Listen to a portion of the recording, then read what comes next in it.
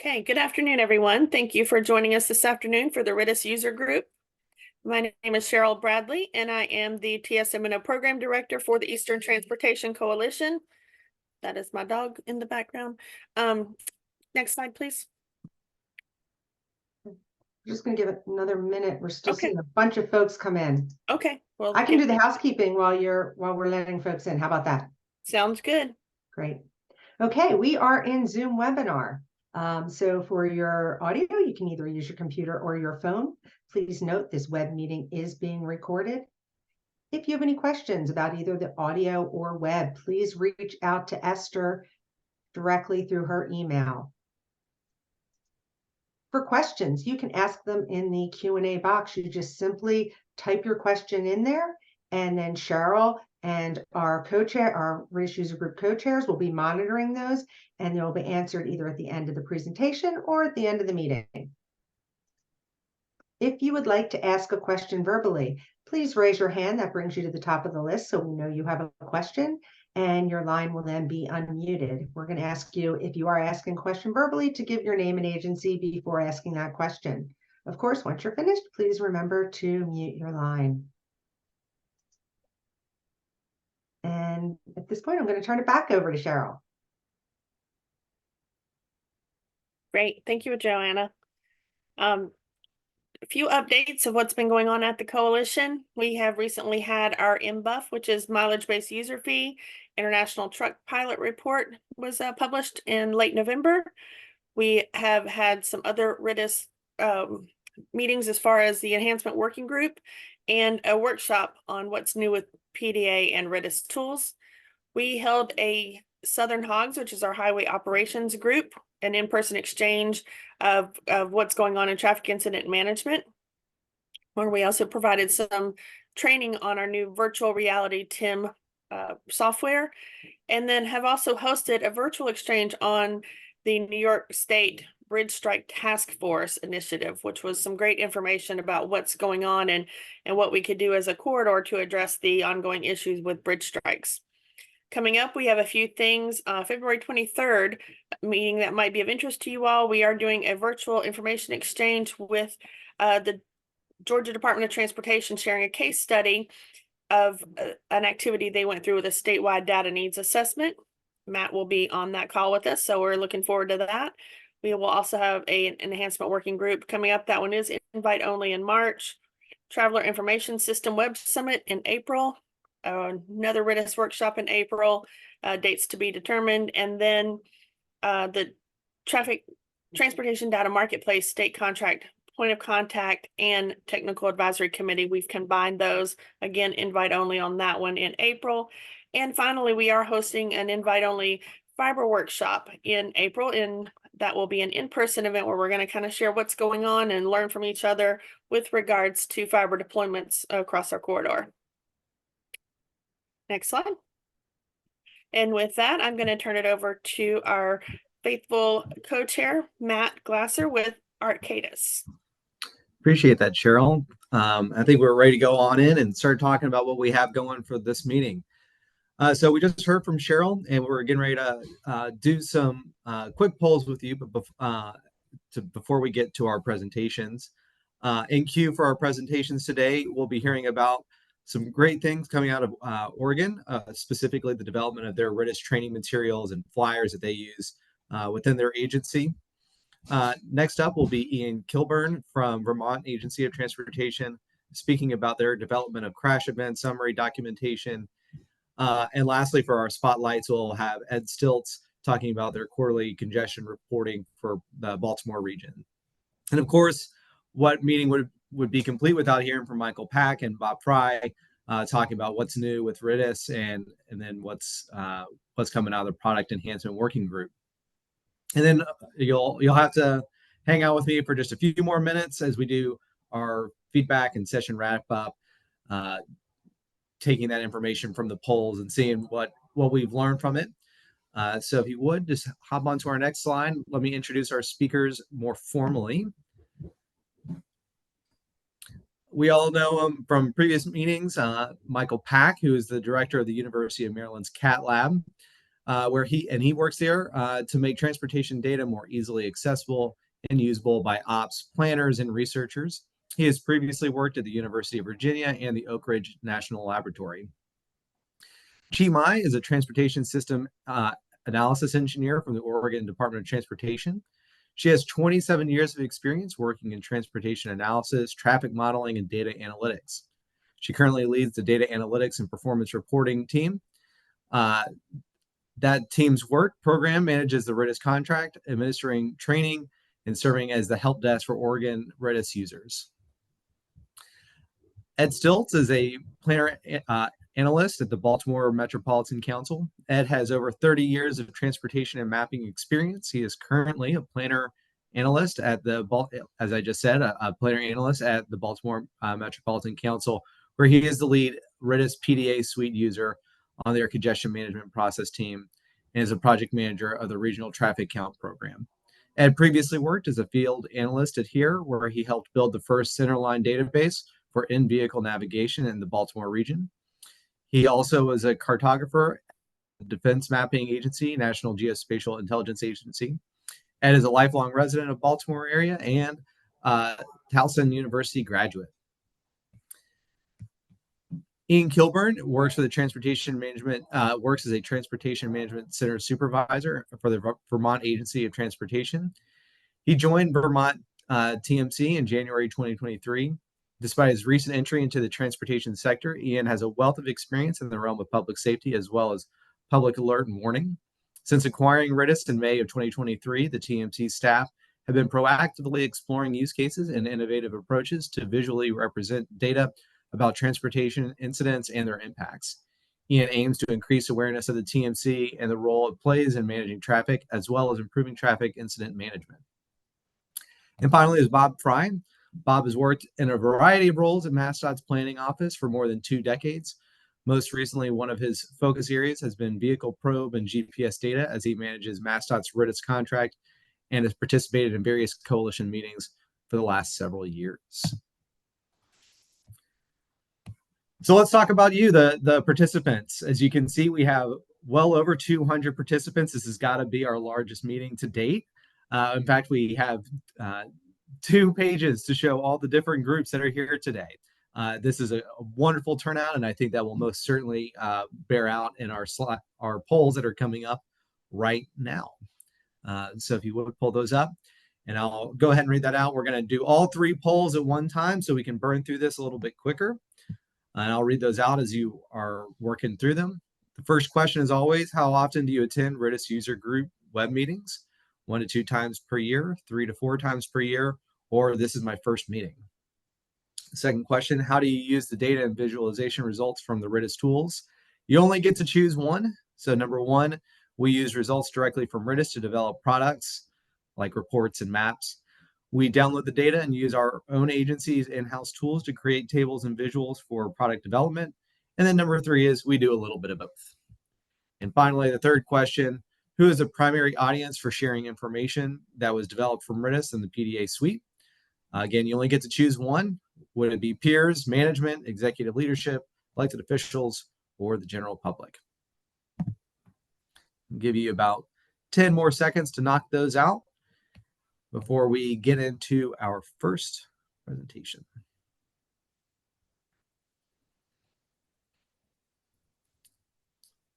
And Joanna, whenever you see those start to slow down. Yep, looks like it's slow down. Just give another second and then we'll show the results for those polls. Right, we ended it and we're going to share those results. Beautiful. And that's about what I expected with this large crowd. So about even split between the 1 and 2 and 3 and 4, but well over 50%. This is your first meeting. We welcome you. Happy to have you. Hope that this is exciting, and we encourage you to come back to the next one.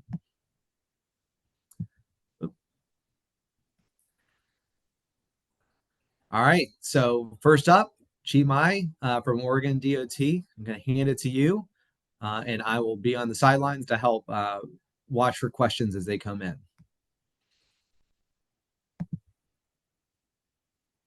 Thank you. Let me start my screen share.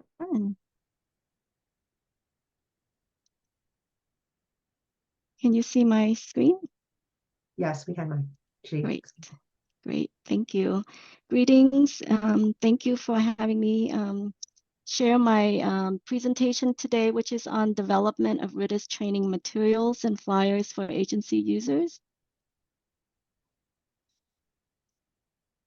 Let me get my mouse to the right screen. Okay.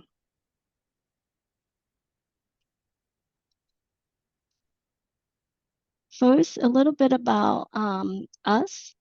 So my work falls under the Oregon Department of Transportation, and my group that I report to is the Transportation Planning and Analysis Unit. I lead the Data Analytics and Performance Reporting Program, and our mission is to provide guidance on data analytics and tools necessary to support statewide transportation analysis and system performance reporting. Among the many tasks that we're responsible for, the key task is for us to manage the RITIS, for Oregon users through the following ways. We manage the contract, we deliver training, we expand implementation of RITIS, we develop use cases, we produce outreach and educational materials, and we provide continuous technical support. A brief history, we started to subscribe to RITIS in April of 2020, and we found right off that it's a very helpful tool to help ODOT's vision of being on the forefront of modern data and performance reporting practices. And since then, we have been actively developing our staff and other transportation professionals in Oregon through the following ways. We lead the ODOT RITIS user group meetings that's held at a quarterly basis. We also have an ODOT RITIS website, which has all the resources to help our users be successful in using RITIS. We also host the annual RITIS training, and Rick Ayers usually provide the training for us, which is a 2-hour session spread over three sessions. We've produced a spreadsheet that links the PDA tools with data sources with performance metrics, and that is really helpful for our users because it's kind of like a cheat sheet in which they can quickly locate the performance metrics that they want to achieve or produce, and quickly go to the tool that helps them to do their work more efficiently. And last year we rolled out the RITIS handbook. I don't know if you have seen it, but this is a way to support our users by giving them more confidence in the tools by knowing the data under the tools, the methodology, and the step-by-step guidance to walk them through the tools. And then the latest product that we produce is the RITIS flyers. This was rolled out last month. And for the rest of my presentation, I will go more in depth into the flyers. But before then, I wanted to give you a little statistic about who do we support. We currently have 316 registered RITIS users, 49% of which are ODOT staff. 34% are from other government agencies, 15% are consultants, and 2% are universities. So why do we need the Oregon RITIS flyers? This was a request from managers to us because they wanted a communication tool on RITIS. It's a way to promote RITIS, and it's a they wanted a quick way in which they can explain RITIS to someone who is unfamiliar. So imagine yourself, someone come to you and ask you, what is RITIS? If you're in a hurry, it might take you a little bit of time to describe fully, I think, what RITIS is and concisely all the different benefits of the use cases. So that's what we hope to achieve through these flyers. And the targeted audience are varied between technical staff to mid-level managers to high-level managers who may be supporting us continuing to subscribe to RITIS. And we also wanted this to be a follow-up to attendees after we do RITIS presentations. On the right side of the slide, you're going to see this is the cover to our flyers. Each of our flyers has the same cover, which is this quick understanding of what RITIS is through the introduction. The middle part here is an Oregon specific RITIS graphic that we created for our use. Basically, this shows you the data sources that we have asked CATT Lab to ingest into RITIS. The middle one is basically what is RITIS. It's a data archiving and analytics platform. And on the right side is what we hope our users achieve through using the RITIS platform, which is to make data-driven decisions through these many applications. And then on the left corner is the audience who can access RITIS. And then right corner is the resources that's available. Again, our website is full of helpful information in which we want to point our users to. And then the contact information at bottom. We produce 4 flyers, and they are focused on the areas of operations, planning, work zone, and event management. Again, each of these are really meant to be easy to read. They all have the same cover.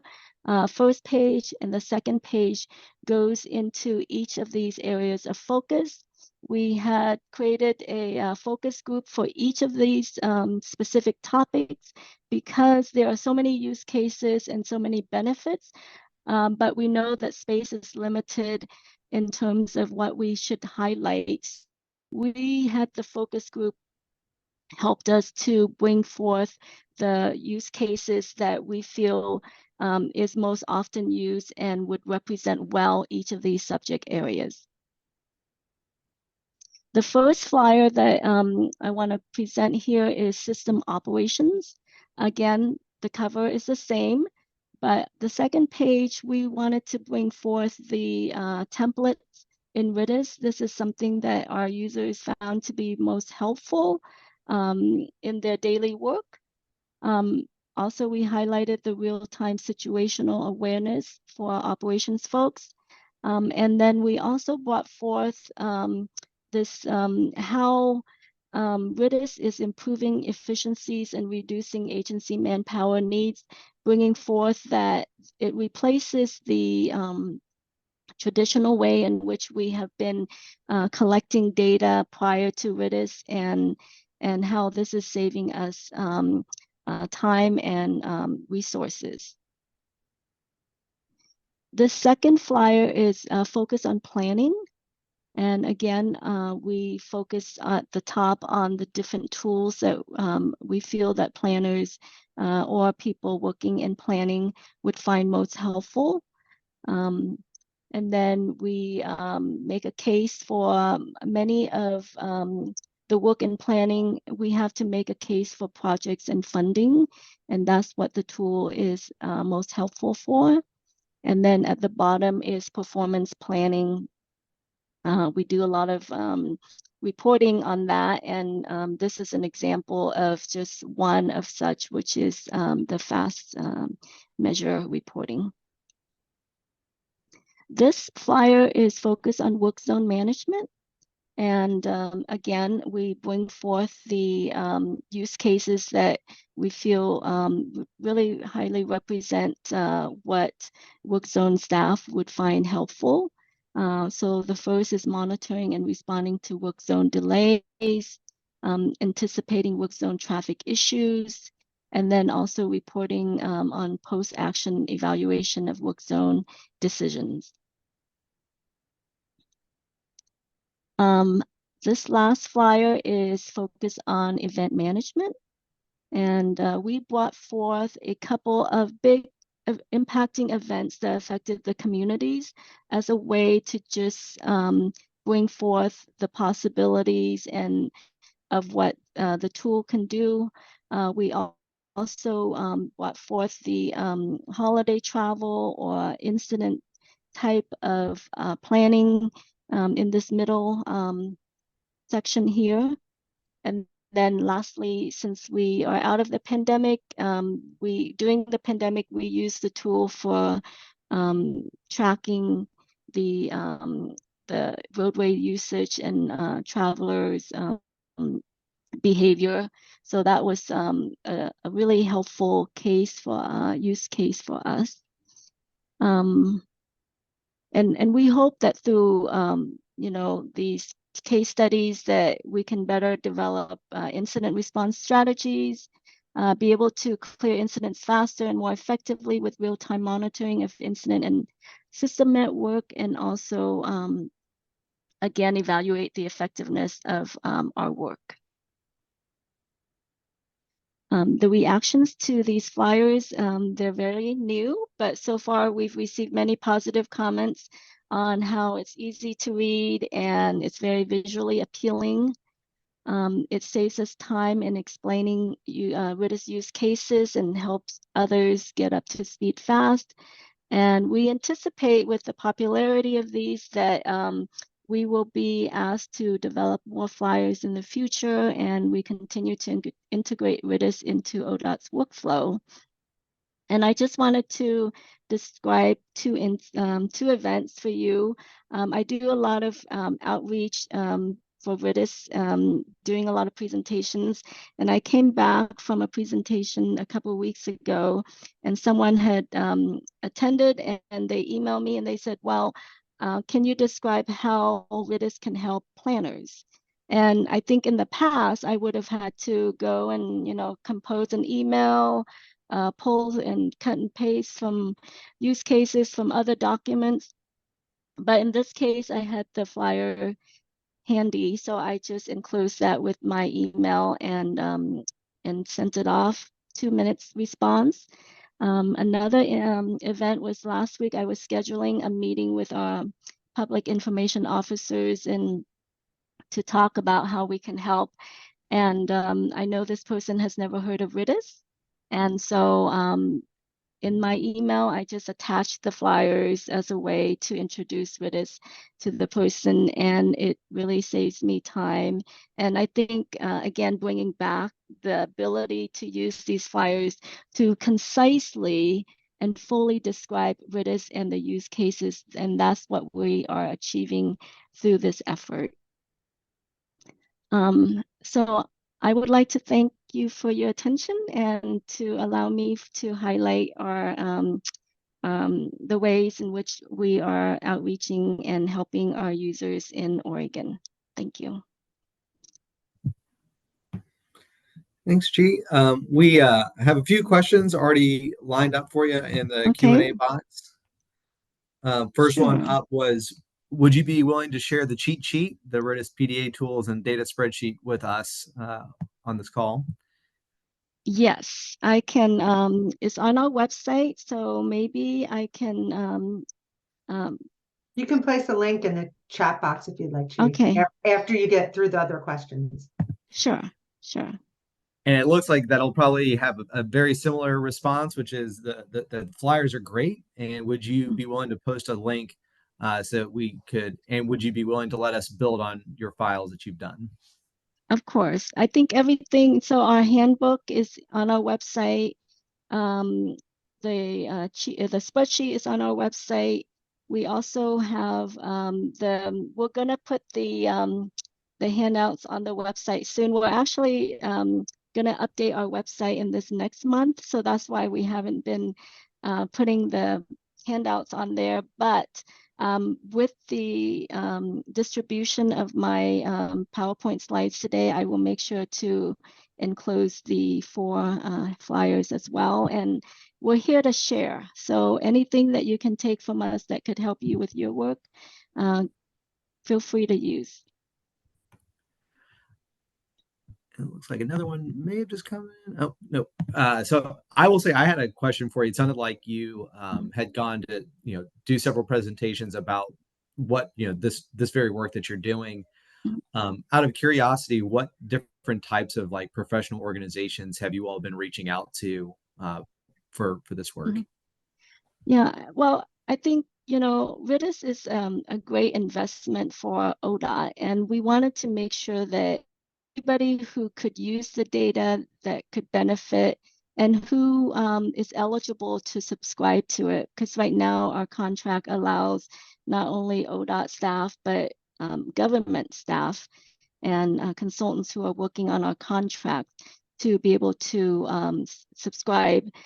And so we wanted to, reach every corner, every place in which people haven't heard about RITIS and be able to use the tool. And so I've been presenting internally within ODOT every opportunity at every type of conference or meetings outside of ODOT. I've been presenting to technical groups, policy groups. In the future, I'd like to reach out to different groups such as, are in law enforcement who may be interested in the speed aspect of the work and the different roadway system. And so we're reaching a little bit beyond transportation. And so that's what we hope to achieve, is just to make sure that everybody who's eligible to access it knows about it and be able to use it. Great. And I think I saw a hand raised. Was that Stephen Cheshko? Yeah, great. Stephen, if you like, you can unmute and ask your question.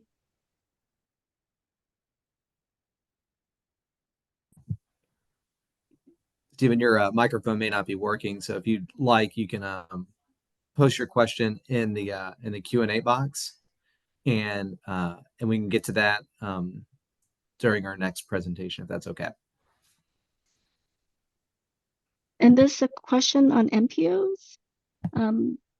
So basically, our MPOs have used our data in terms of reporting on the performance. I know that Metro in Oregon has recently updated the regional RTP, regional transportation plan, and they have used our data as a way to report on the state of the system right now.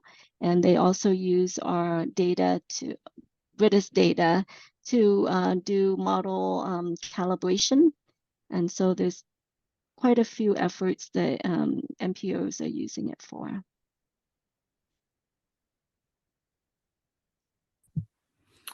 All right. I think with that, we can go ahead and get into the next one. And Ian, I'll hand it to you. Awesome. Thanks, Matt. Good afternoon, everybody. So my name's Ian Kilburn. I'm the TMC supervisor here at the Agency of Transportation in Vermont. So we're just going to talk briefly about developing our post-incident summary. So a little bit of background here. Prior to May of last year, we did not have access to big transportation data, probe data, to the RITIS platform.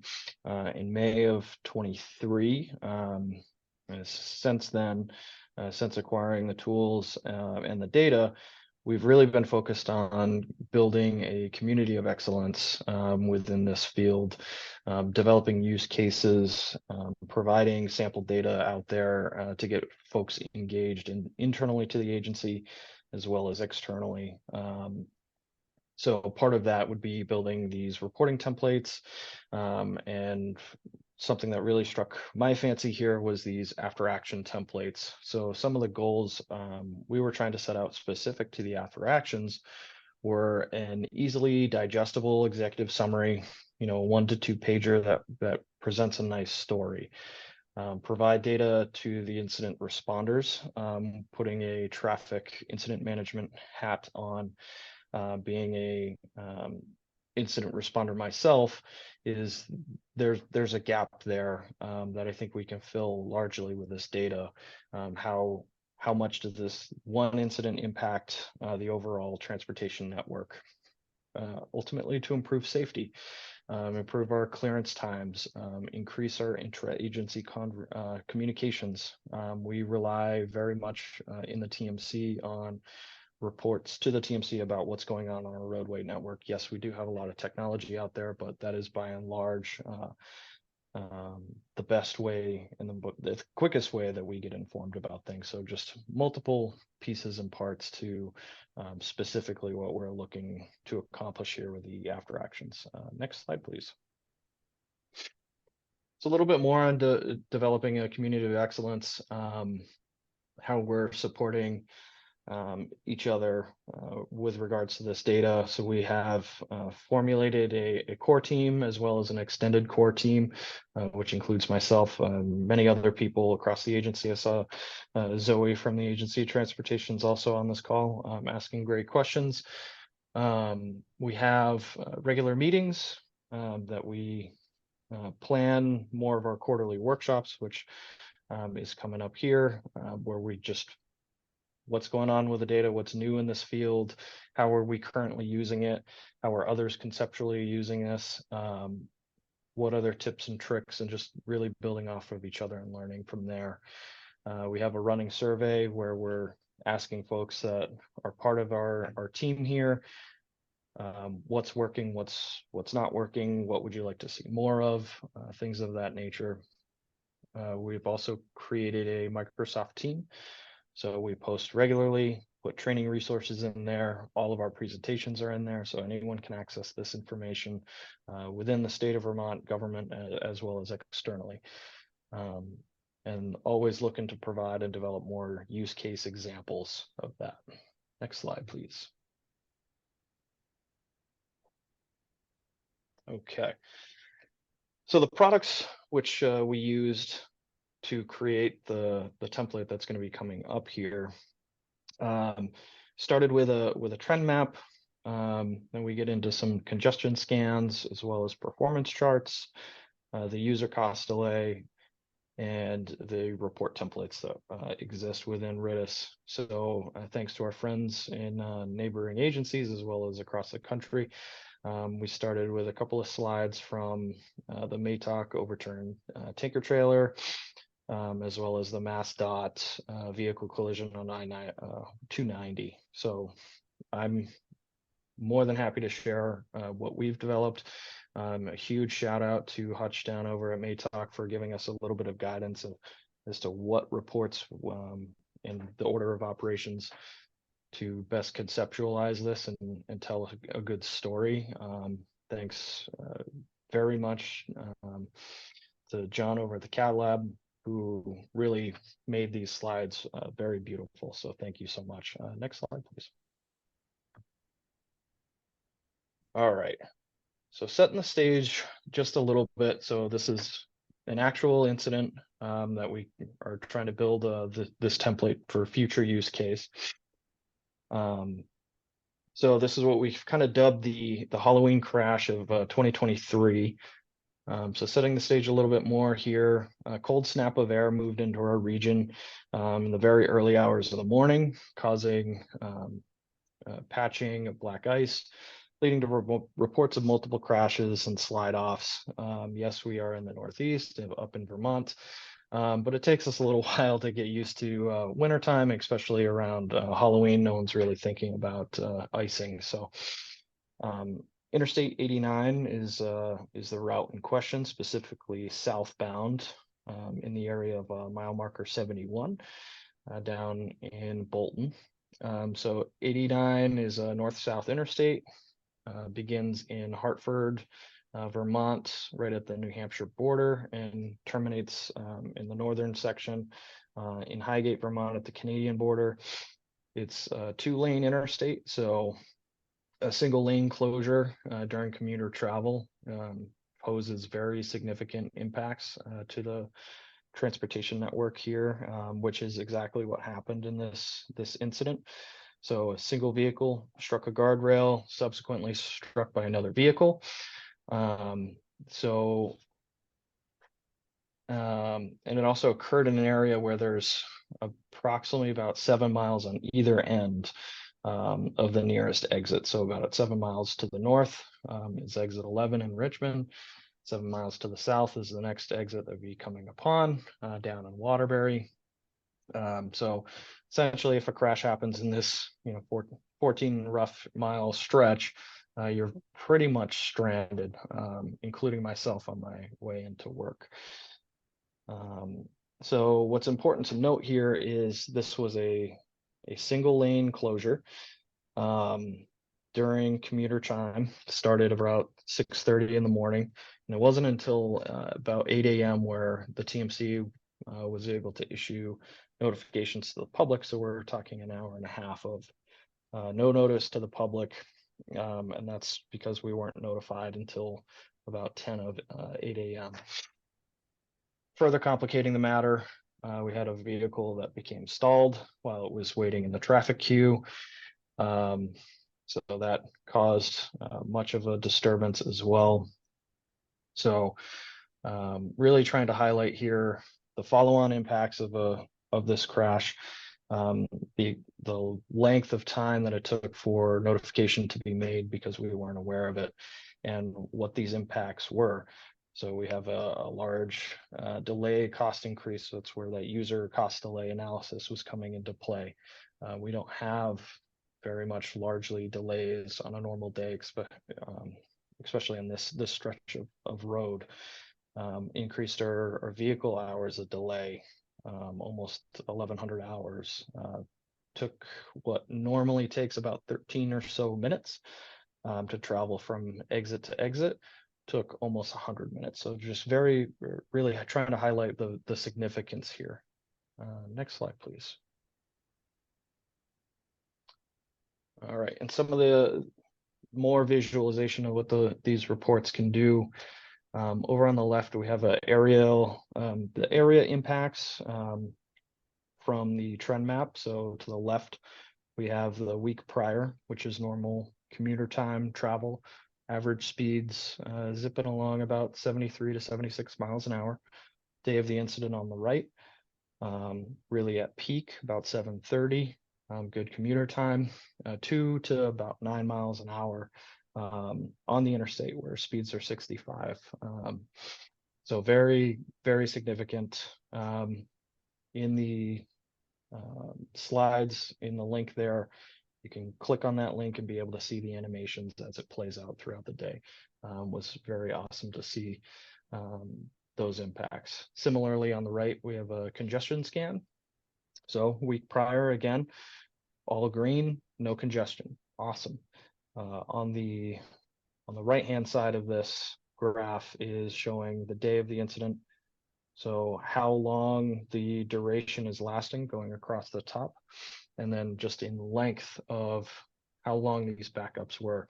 We also kind of noticed a little bit discrepancy in the data flowing back and forth within our ATMS. We created a line event where you see this icon about middle in that deep crimson. It's actually a crash icon. Oh, perfect. Yes, right there. That we actually started the line event from there. The actual incident is much higher up towards that lighter red color. So it's just a little bit of some learning that we noticed here. But again, just highlighting very significant increases. Like I stated, we're approximately 7 miles south near the bottom part of that screen there. A 5 mile backup is putting us really close towards the actual exit there. So very interesting, and just highlighting some takeaways. What we want everyone to try and learn from this by visualizing and reading this report is, due to the delays, not getting things out to the public, weren't able to activate our message boards in the area. We weren't able to put out a notice to our subscribers on our 501, is that we could have mitigated some of this congestion. Not all of it, certainly, but some of it, which led to further congestion. Maybe that person in a in the rental rider truck that ran out of gas that I came upon on my way trying to get through all of this mess may have got exited the interstate and fueled up instead of being broken down. And then just also what we're really trying to highlight here as well is traffic incident management. So maybe increasing our clearance times or making a better and more informed decision for the next event, for the next incident that's going to occur in this stretch of highway about the same time. Okay, well, if the vehicles are off the road, is it necessary to remove them at this time, or could it wait a little bit longer for more appropriate and safer, ultimately, time to remove those vehicles? Next slide, please. So when we highlighted this at our last quarterly workshop within the agency, there was undoubtedly somebody who was oohing and ahhing over this report, but more specifically, as you can see here, very positive reactions to this this report. The folks that were saying this were very internal to the Operations and Safety Bureau, which is where the Transportation Management Center lives. So what's fantastic is, you know, people being excited about this, just a different way to visualize it. We can talk all day about the issues that we have, but being able to see visually these impacts and what it's costing people in their day-to-day lives is another thing altogether. And there was one other thing I was going to mention about this.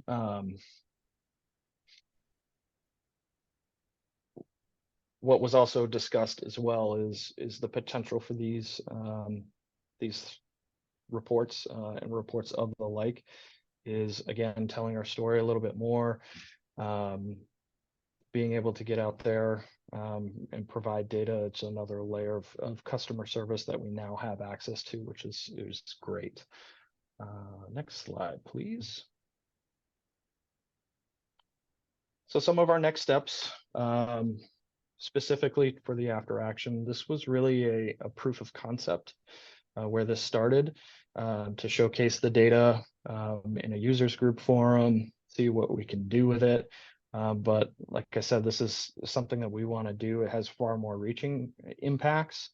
So probably take little bites at a time, do these for full or partial interstate closures and expand from there, specific to the after action. Distribute this widely among the involved agencies. And then just more globally for RITIS in general is really always looking to expand our users groups, our use cases, identify and empower champions in certain sections of the agency, as well as state government writ large or regional planning commissions. Identify more specific use cases and their appropriate stakeholders. So if we're thinking about certain projects or certain aspects where this data may help benefit, then we're going to try and tackle that on. Help people to help themselves is what's been discussed recently. And then further develop our dashboards. As you can see, I'm pointing at some lovely dashboards that my staff had developed. These are fantastic, great sources for us here at the TMC for operational. So expand that a little bit more. And that is what I have. I'll turn it back over to you, Matt. Appreciate it, Ian. And timing's looking really great. I think just to make sure that we stay on top of it, what I would encourage the participants to do is go ahead and put your questions in the Q&A box, and we'll work through them on the side. And then Ed, I think we'll go ahead and get you kicked off. Okay, I'm trying to share my screen.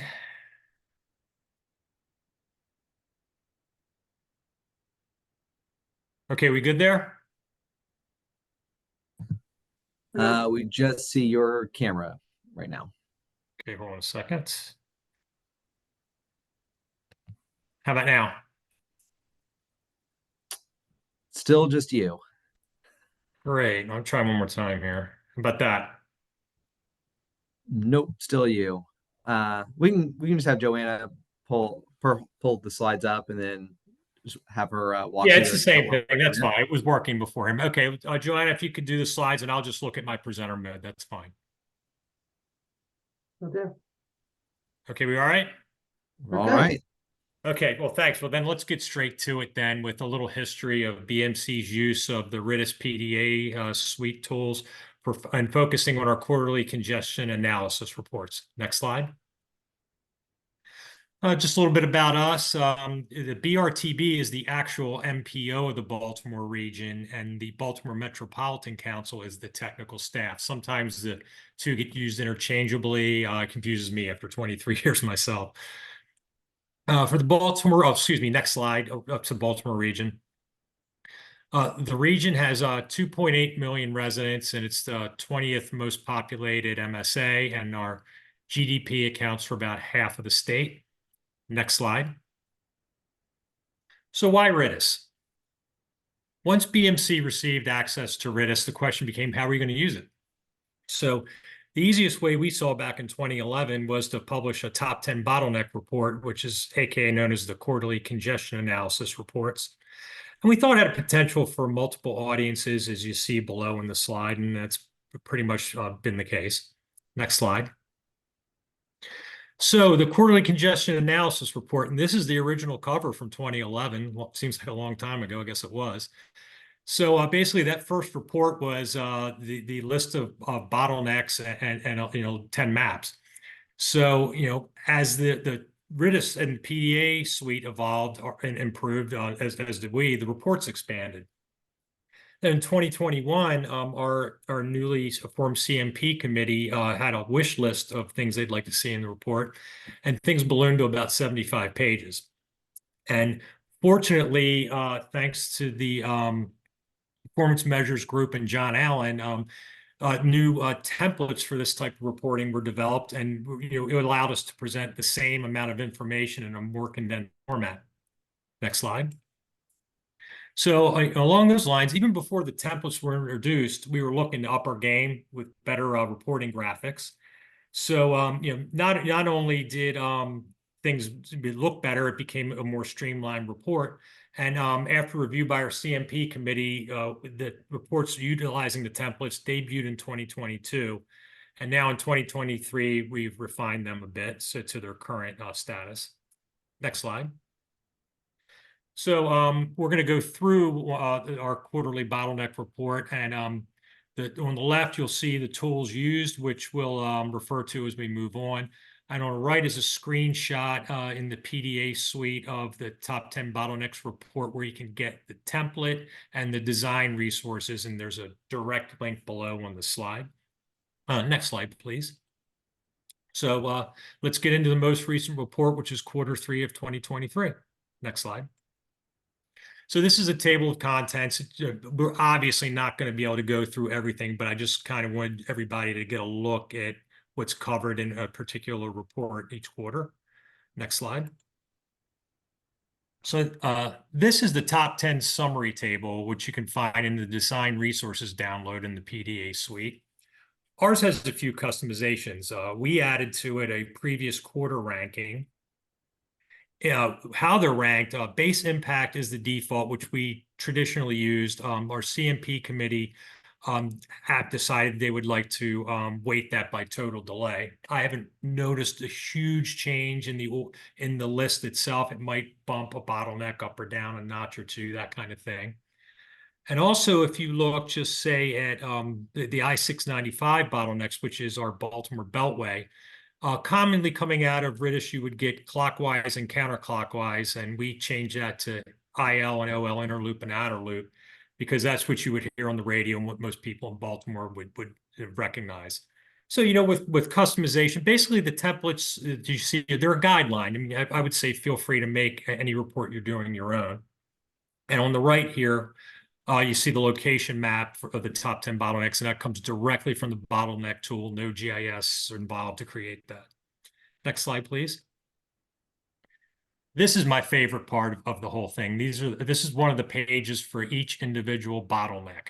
So, and this would take several pages before we start utilizing the templates. So anyway, to go through it, From the top left, this is the bottleneck location map for our number one bottleneck this quarter. And as you're looking, you can see the full extent of the bottleneck from the head and backward. And where you see the A, that's the location of the most congestion. As you move further away from the head, the bottleneck would tend to occur less times per quarter. The little car crash icons, they're incident icons. And when you're utilizing the actual report, you can click on the icon for a full list and detail of what's going on at each spot. Moving to the right, we have the peak average speed and travel times, which you can get very easily from the performance chart tool in the PDA suite. On the right-hand column, that's the user delay cost tool will give you delay cost and vehicle hours of delay. Moving to the bottom row, we have, for each bottleneck, we come up with a little bit of what's going on in the area, what causes the congestion. In this particular one, it's a high traffic area on I-95, obviously, combined with express toll lane construction. A couple of the visualizations, the first one is a congestion scan, which is basically a heat map with 24 average speeds across time horizontally and the bottleneck extent vertically. You'd read that one, since it's a southbound, you read it from top to bottom. And it also includes exits and cross streets where applicable.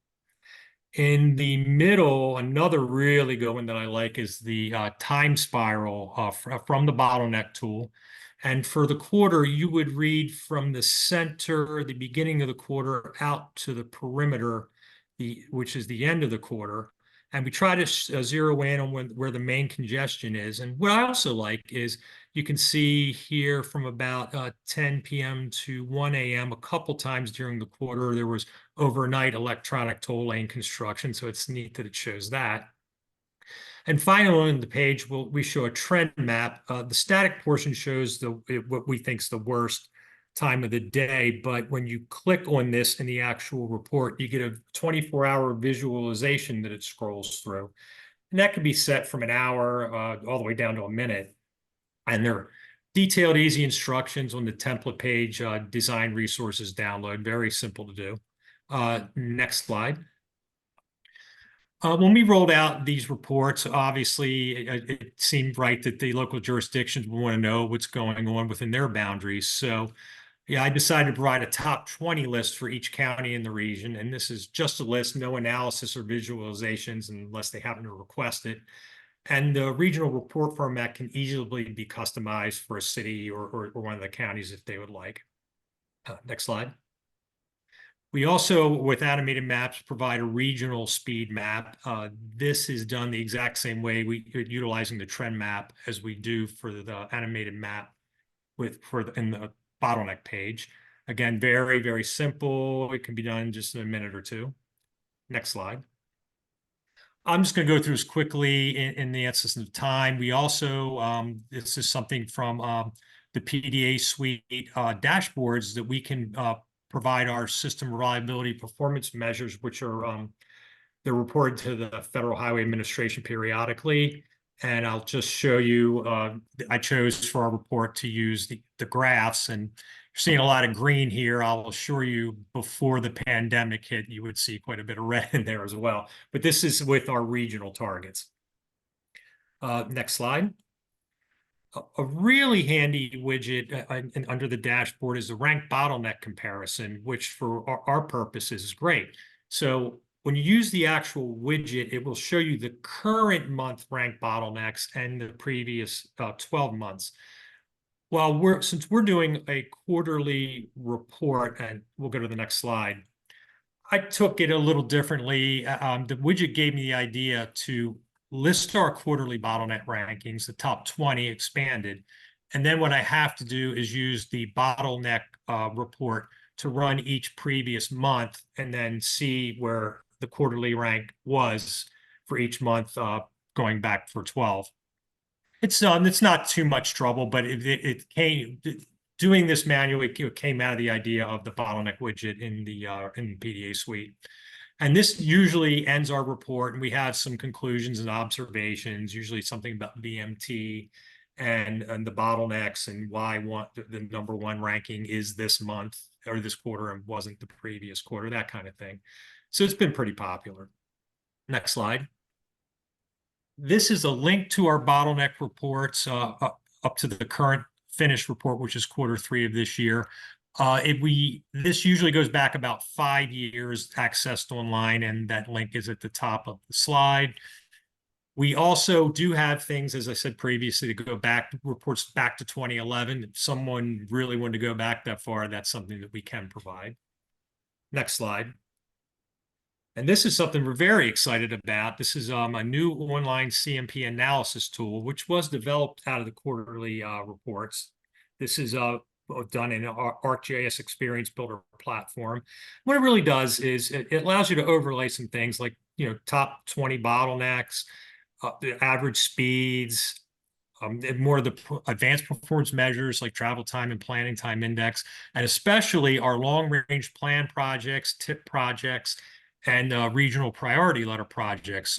So you can see if there is a project going on, maybe is there a bottleneck in that area, and that sort of thing. So I think we're going to drop this in the chat box, link to it. We'd love to have some opinions on this, and it's something that came right from the quarterly reports we've been doing since 2011. Next slide. So the benefits of using RITIS tools and the new templates. I mean, just to summarize things, the templates have made the report process so much easier. And I'm the one who does the reports, so I'm one-man show except for proofreading. So that's just been a huge help. So no need to do things from scratch anymore. It's just plug your data in every quarter, plug and play. And we've been asked, about our use of RITIS and does it influence anything with local projects and that type of thing. And I listed 2 things that have popped up. But, in general, the way BMC is set up, we're set up to provide useful information to the BRTB and its member jurisdictions. So I try to assist with data requests and regular reports such as this one. It's up to the state and the local jurisdictions as to what projects they select. So our use of the RITIS-PDA suite is really to help them in their process when we're asked. Next slide. So hopefully I got through that quickly enough. And if there are any questions, I'd be happy to take them. Appreciate that, Ed. Yeah, so as a general comment to the participants, Kay Hopper did put a question in there. You are certainly welcome to comment on it. But for Ed, specifically for you, there's a question of which routes are designated as the inner loop and the outer loop. The inner loop of 695 would be the clockwise direction, and the outer loop would be counterclockwise. So that's where we change things to that. It's just because the general public is one of our audiences, so we wanted something that made sense to them. Perfect. And then for the online CMP analysis tool, is the geospatial data there static that was developed during the quarterly development, or are you tapping into the live RITIS data? Yeah, it is static, and it's not downloadable or anything like that. It's a viewer, although like our TIP project layer and things that are BMC created, somebody could grab that. But yeah, it is static. It is the for example, it would be the average speeds at the peak period and AM and PM, that kind of thing. So yeah, it is static. However, you can look in there and see the other hours. You can't visualize it. Gotcha. And then for the quarterly analysis, do you all also do arterials as well? Arterials included in the query, obviously, because it's only a top 10, it's going to be a little biased to the limited access roads. That's why on the summary, I do expand it to a top 20. And then if our local jurisdictions are interested, when I run a top 20 for them, it is, you'll see more of the arterials. And in RITIS, you do have the option. What I had to do, because you have an option of selecting interstate, state, US routes and that kind of thing, I do have created layers for limited access and non-limited access roads. So I can do those kind of queries. Okay.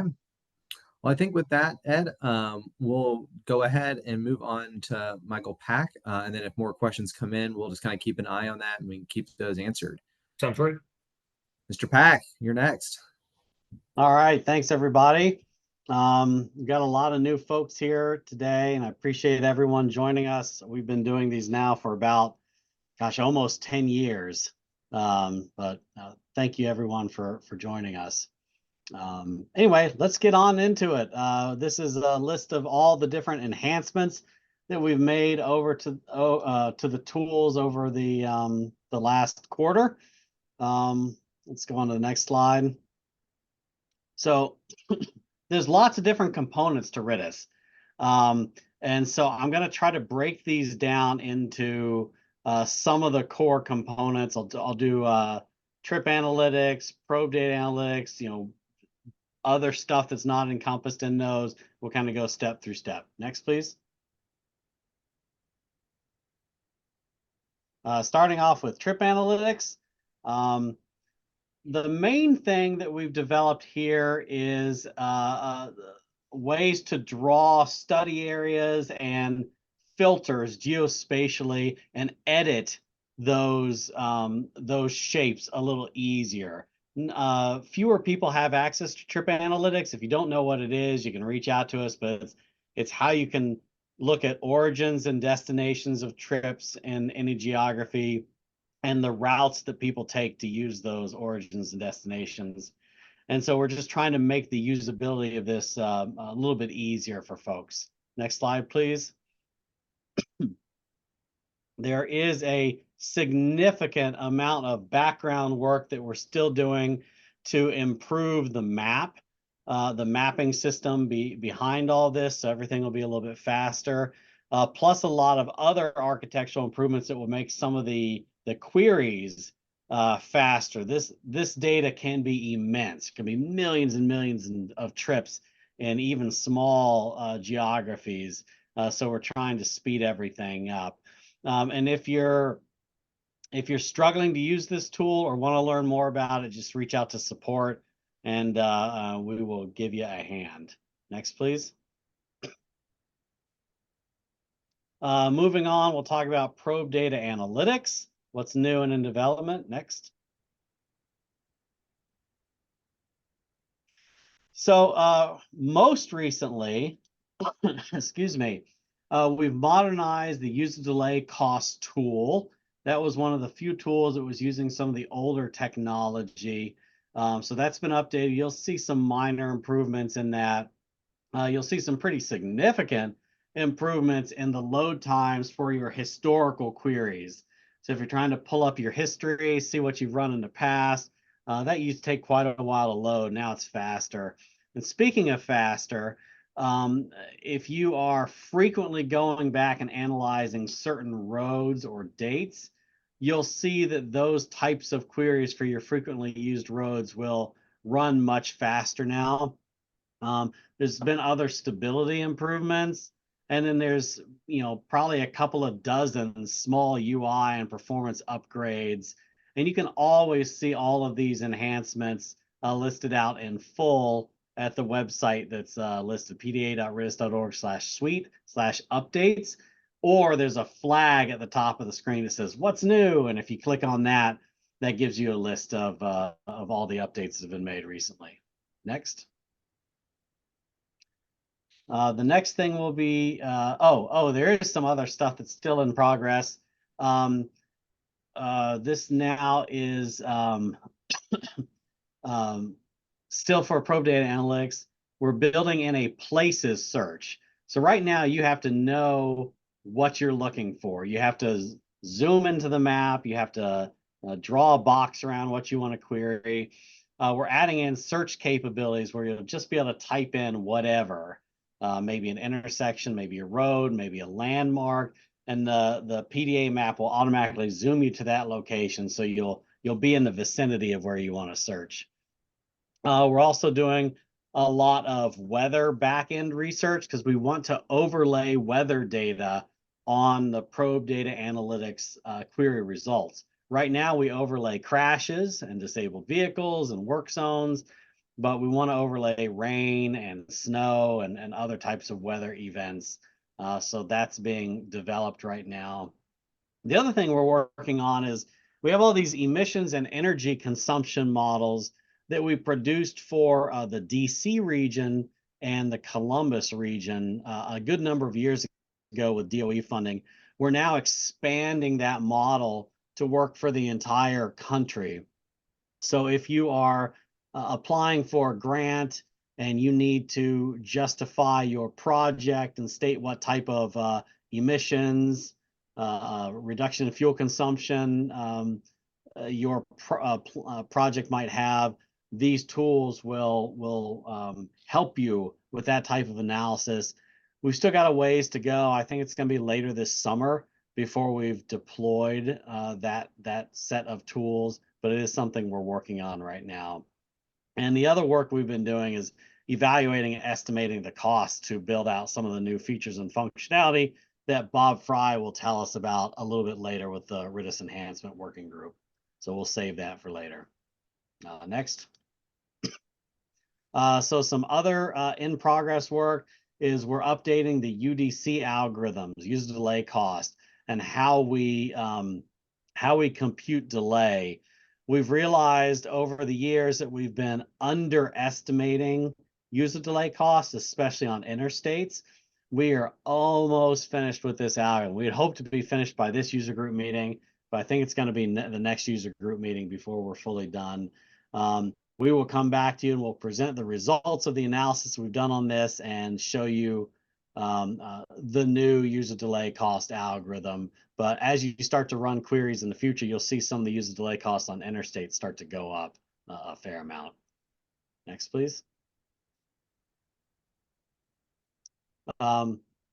Yeah, I think I just mentioned this. Essentially, we're updating the algorithm. We're also doing a better job of estimating how many lanes are out on the roadway. We're going to give you the ability to change the occupancy, vehicle occupancy. Right now it's at a fixed, I think it's like at 1.2 or 1.7 maybe. So you'll be able to change that. Next slide, please. So now we'll talk broadly about other things in RITIS that we're working on. I mentioned that search functionality for the Probe Data Analytics Suite. We have just released this same search functionality in the RITIS real-time traffic map. So if you have access to that, you can go, it's in the upper left-hand side of the traffic map. It's a little search button, the little magnifying glass. You click that and type in, whatever you want, and it'll zoom you that area. This is still experimental. There's work we need to do to enhance it further, but play around with it and give us your feedback. Next, please. Of course, there's been a lot of bug fixes that you can find at the URL that's posted here on the website right now. I won't go over all of them right now. We've also added a bunch of new data feeds for different agencies around the country, including some transit updates. So here on the left-hand side of the screen, you'll see we've added some of the transit data up in the Boston region. And there's other small performance improvements, stability, and security patches that we've made. None of them are particularly sexy to show off right now. Next slide. And the last here is just stuff that we are still working on in RITIS. We're adding some new capabilities for transit data. It can be difficult right now to find the right types of transit feeds and just visualize the data that you're looking for. So we are adding some new filtering and search capabilities for the transit layers. We're also doing a tremendous amount of work for vector mapping that's going to enable us to animate more moving objects on the RITIS map. So that could be high frequency pings from connected vehicles or planes, things that are moving fast that you want to be able to see moving on the map. So that's all being done right now. And this is going to enable some scalability enhancements as well. So you're going to be able to see more things on the map at once and be able to do more faster.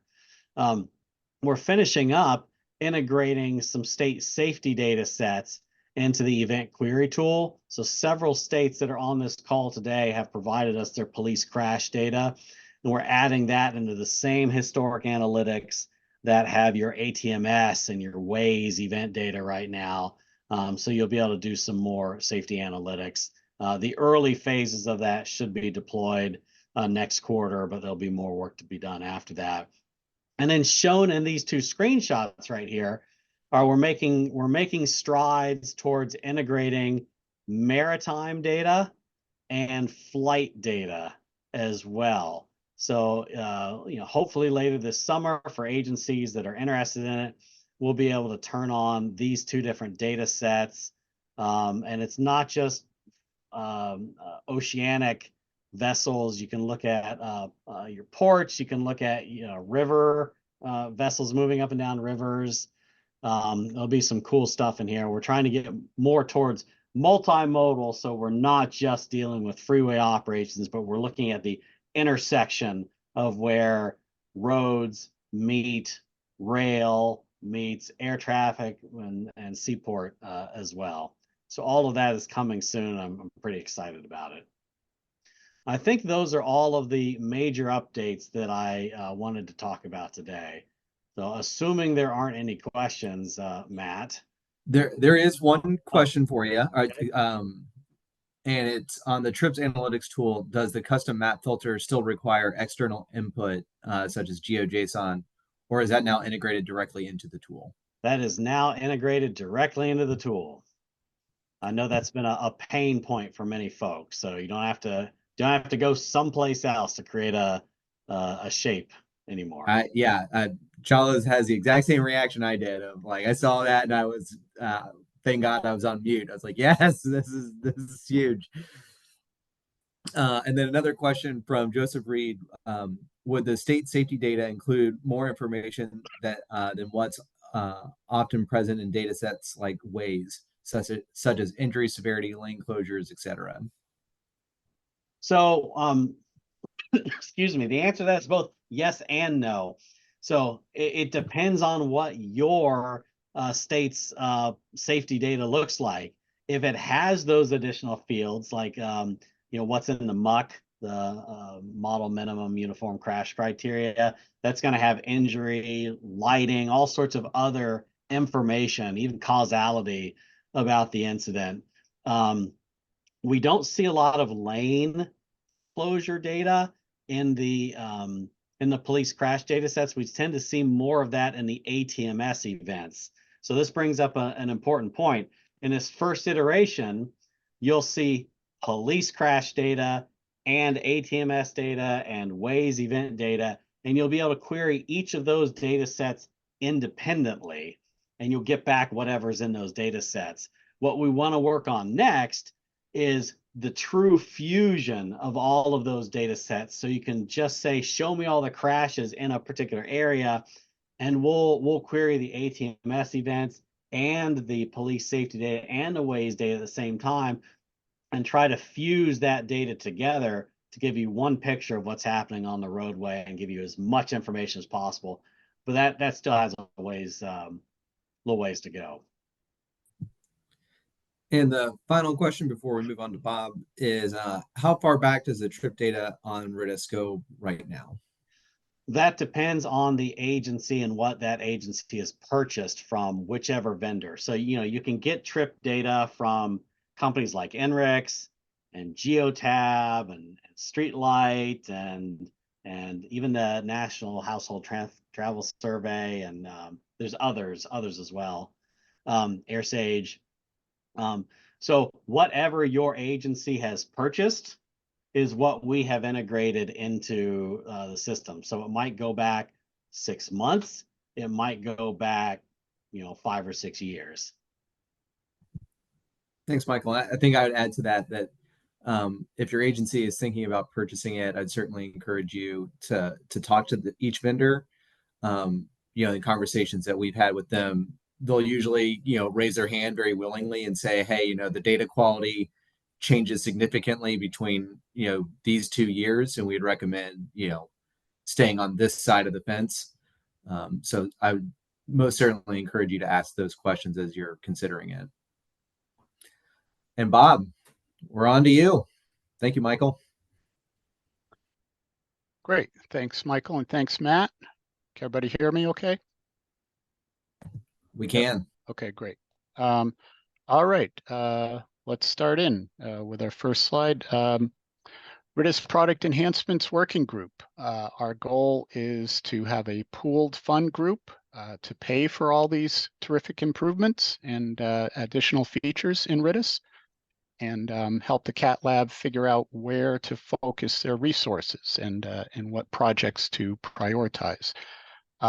We need a steady funding stream each year, and sharing information between DOTs, MPOs, and other agencies. Next slide. Right now we have 4 DOTs contributing funds, Georgia, Massachusetts, Oregon, and Virginia. We have several more that are considering contributing or have contributed in the past and may do it again. We're following up with them, but we always need more agencies to help out with the funding. So Michael and his team can continue with all these great enhancements. Next slide. So here's our list of enhancements. Much of what we did last year. Not going to go through all of these. Many of you have seen this chart before. Most of it's completed now with all the green checks. Some are still multi-year projects, so those are continuing. But all these improvements are paving the way for even further refinement of these options and features. Next slide. So here's our list. Not going to go through all of these either. You can just kind of take a look here. This was the list that Michael and his team came up with, and we reviewed and voted on this list at our last enhancement group meeting on November 30th. We've discussed elements of these in previous meetings. Both our enhancement group and some of these RITIS user group meetings as well. This list was presented to our working group, and everyone was asked to give their slide. Here's how it turned out. This is a chart of the priorities for just those contributing agencies, and to be perfectly blunt, their votes are counting more right now in terms of prioritizing what to do first on this big list of improvements. So let's go through some of these. Next slide. And again, so this first group are features that the contributing agencies wanted to prioritize, and then we'll have another group of I guess secondary. We'll call them secondary improvements. So XD API enhancements. These are for programmers and developers that don't need or don't want to use the RITIS interface because they already have their own tools and applications. And these enhancements are possible now because the CATT lab has upgraded to a new API and getting rid of the older, clunkier one, I guess, for lack of a better term. Michael, has that happened yet? Where you have moved to the new API? It's in process right now. So okay, I knew it was somewhere along there. Okay, all right. Next slide, please. Advanced time selection in the probe data analytics. This is a pretty cool feature that will allow you to exclude special event days or holidays or both, or include all of those dates if you just need to do special event plannings. And this can also be incorporated into the APIs as well. Next slide. Okay, automatic work zone reporting tool. Several new templates for work zone reporting have been deployed. This pulls different performance metrics from the PDA suite, different visualizations for displaying information. We have a design review group that they've made suggestions to have the preferred or the most common metrics automated. So you can just choose a template and it will automatically populate a lot of this information. So a lot of folks are finding that pretty useful, and so that will continue to improve upon that.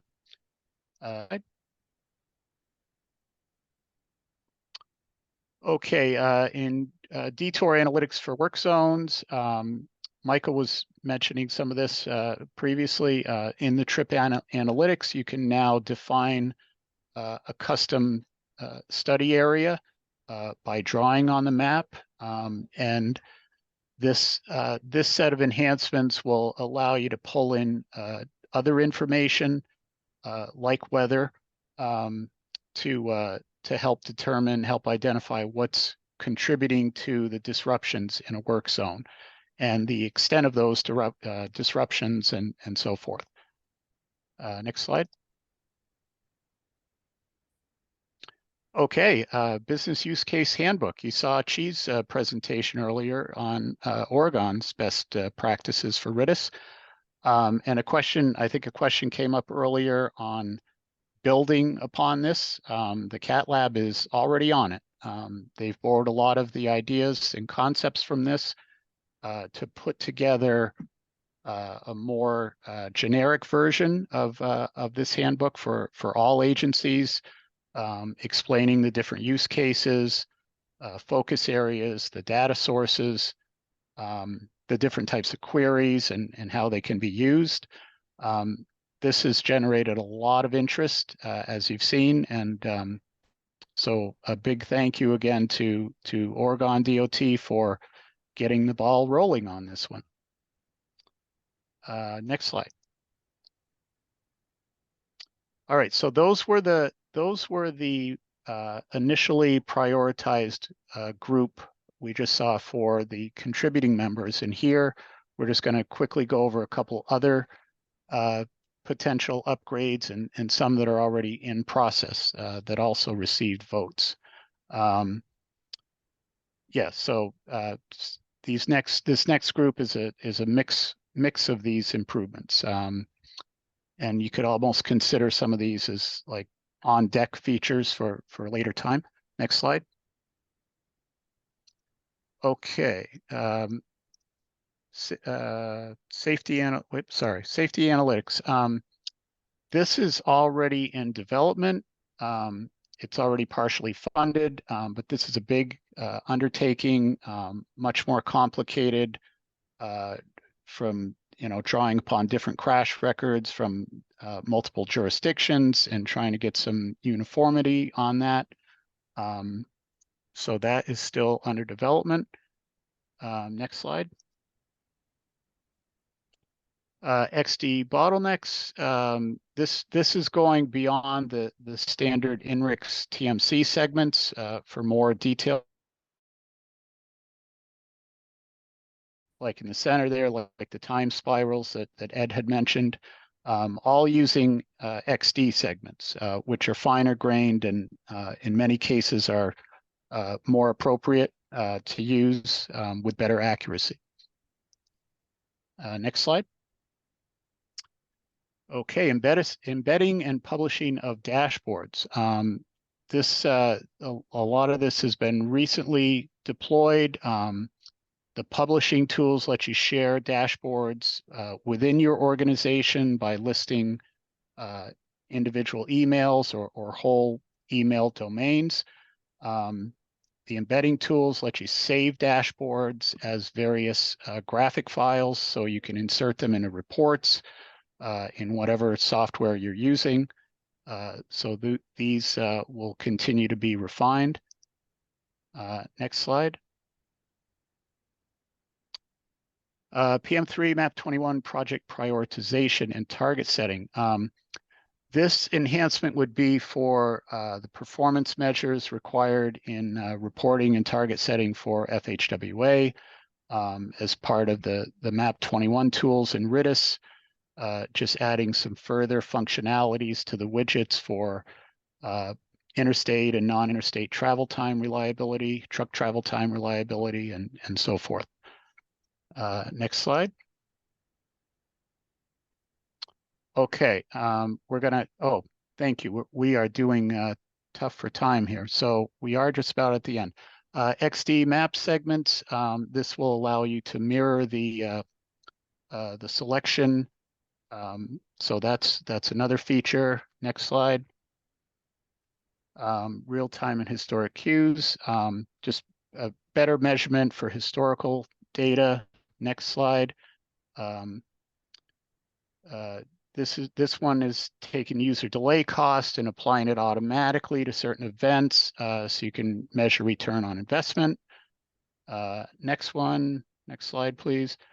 Volume, a lot of interest here on volume, but as Michael will tell you, the CATT lab always needs more volume data from each state, even annually, if possible. And that would make this type of enhancement much more workable. So, so please get those volumes in. Next slide. And then this is just a review of what we covered. Everything in green is what we're focusing on right now. Everything in yellow is sort of on deck. Next slide. Next steps, we're still looking through the results. The CATT lab is doing cost estimates now. We're still trying to get more funding commitments. And if all goes according to plan, we'll finalize our enhancement choices for this year at our next working group meeting, which I believe is on March 21st. And I think that's it.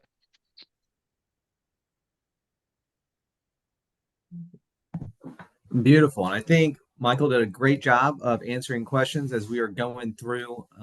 Joanna, I think you had a couple more polls that we wanted to do, see if we had any wrap up.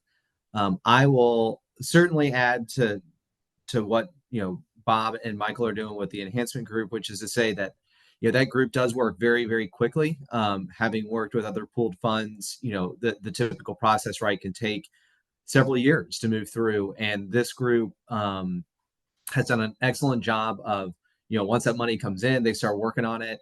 They're able to show, oftentimes start showing results in less than a year. So they're certainly keeping up with technology and want to move forward. So with that, we'll go into some polls.